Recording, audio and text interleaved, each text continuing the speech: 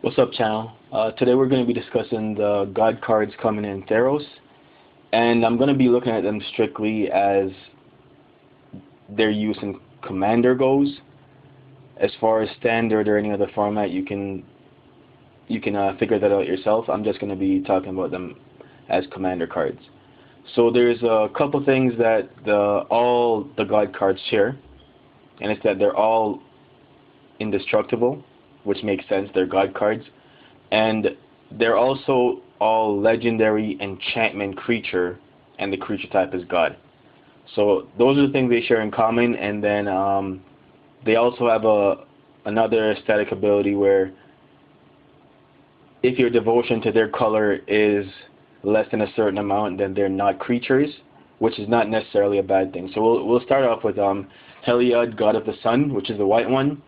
So it's 3 and 1 white, and like I said, they're all legendary enchantment creature type God, indestructible. And as long as your devotion to white is less than 5, Heliad isn't a creature. And what devotion means, you can see it on your screen, but what it means is each white in the mana cost of permanents you control counts towards your devotion to white. So he counts as 1, and you need 4 more white symbols in permanents you control, and then he'd be a 5/6 creature. Otherwise, he's just an indestructible enchantment. And the other static abilities on there is other creatures you control have vigilance, which isn't bad for a 4 mana enchantment. And the other ability is 2 and white. Put a 2/1 white cleric enchantment creature token onto the battlefield. So I think this is pretty good in the sense that for 4 mana, if you have mana just empty, just dead, you don't have any use for it, end of turn or whatever, you can pay 4, make a 2/1 white enchantment creature token, and it just happens to have vigilance as long as Heliad is in play. So I'm looking at this card as a potential add to my Tristani deck. Not as a creature as much as an enchantment, an indestructible enchantment, which means that it dodges quite a few of the board wipes in Commander, such as Terminus, Hallowed Burial. This is, of course, as long as your devotion to white is less than 5. So Terminus, Hallowed Burial, stuff like that. A lot of the cards that exile creatures, Path, Swords. It is vulnerable to spells that exile enchantments or artifacts, enchantments from the game. But those are a lot fewer than cards that exile creatures from the game. And it can still be tucked with cards that tuck permanents. But besides that, I think it's pretty solid for 4 mana. It's not a bad enchantment. It's indestructible. And the other abilities are good as well, with the potential to become a 5/6 creature. Pretty good. This is one of those topics where I'd really like for you guys to give your comments on these cards yourself in the comments, and we can discuss them. So we're going to move on to the next God card here. I actually, I think you can definitely build a deck around this card. It can be a token deck. It could maybe be a Voltron deck. There's an option there to build a mono white deck around him. Me personally, I'd probably be using him in, like I said, my token deck. Next, we're going to be moving on to blue, and this is Thassa, God of the Sea. She's very interested in the fact that she's 2 and 1 blue, so she's 3 mana for a 5/5. Creature type's the same, indestructible. The devotion thing's the same, and she has, at the beginning of your upkeep, Scry 1. Not bad. It's actually not bad. And her other ability is 1 and 1 blue. Target creature you control can't be blocked this turn, which I think is also pretty solid. Now, obviously, you can use her as a commander, just like I said with the white one. She can be used as a commander, but I think for 3 mana, she's a solid enchantment. You get a Scry ability automatically on your upkeep, which you don't have to do anything. No mana, no nothing. You just get the Scry, and the ability to make your creatures unblockable. Stuff like Geist of Saint Trap, the creatures you want to get through. Rafik, which brings me to the decks I'd actually play this card in, which is my Geist of Saint Trap deck and my Rafik deck. Because the ability to make them unblockable is pretty strong, and when it costs 3 mana, it fits right in my curve for those kind of decks, which is mostly stuff less than 5. So I think she's pretty solid as far as those kind of decks go, and she is potentially one of the ones I could actually see being played in Standard. Let me know what you guys think of this one. In the meantime, we're going to move on to Erebos, God of the Dead, which is one of my favorite out of all the God cards.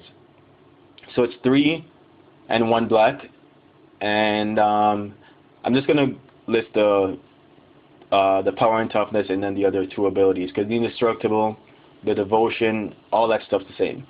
So it's 4 mana for a 5/7, and your opponents can't gain life. In my opinion, that alone is a really, really strong ability in EDH. You'll find you have a lot of people using cards like Exsanguinate, stuff like that, to just try to gain a significant amount of life. Sphinx's Revelation, a lot of cards. And the other ability is pay 2 life, 1 black, 1 colorless, and draw a card. Now, I know that ability is strictly worse than Greed, but the way I look at it is, I believe Greed costs 4 to cast as well, and it's only 1 black and pay 2 life to draw a card. This card does that. You have to pay 1 more to draw the card, but it also has the ability that your opponents cannot gain life, and it's indestructible. Right? And if your devotion is right, which you can control, you have a 5/7 indestructible creature. So I think this one's really solid, and this one might actually see play in Standard as well, for the simple fact that your opponents can't gain life. And in something like EDH, paying 2 life to draw a card is not that relevant, especially when you can get this card out 2nd, 3rd turn, even 4th turn in EDH, really. And your opponents not being able to gain life is pretty strong, I feel like. So I like this one a lot. And if I'd build a deck around any of them, it would be this one. If I was going to build a monocolored deck around one of these God cards, it would be this one. I feel like that's the one I'd attempt to do it around first. So let me know what you guys think of this one, or which one you guys think is the best for you, or the best overall. So we're going to move on to red. If I'm pronouncing this wrong, I'm sure you guys will let me know. Purphoros, God of the Forge. So he's 3 colorless and 1 red for a 6/5, and his abilities are: whenever another creature enters the battlefield under your control, Purphoros deals 2 damage to each opponent. That alone feels pretty good in EDH, and it says enters the battlefield under your control, not from your hand or not when you cast. So tokens do trigger this as well. And for 2 and a red, creatures you control get +1/+0 until end of turn.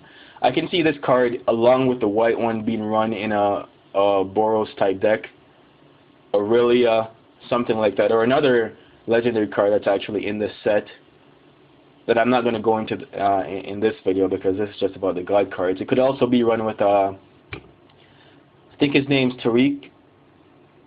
Correct me if I'm wrong. It's the 4 mana 2/2 indestructible creature from a few sets back. Cards like this would go really well with that. You can make tokens with the white God. You can pump them with this one. And each time you put a token into play, if both gods are out, this triggers as well. So I actually like this one a lot. I think it's pretty solid. Let me know what you think. We're going to move on to the green one, which is Nylea, or Nylea, however you want to pronounce it, God of the Hunt. And her cost is 3 colorless, 1 green for a 6/6. And she says other creatures you control have trample. Pretty good. You can cast this card the turn you want to end the game and just run over someone. And the other ability is 3 colorless and 1 green. Target creature gets +2/+2 until end of turn. Now this doesn't sound that good in and of itself, because you're paying 4 mana to give a creature +2/+2.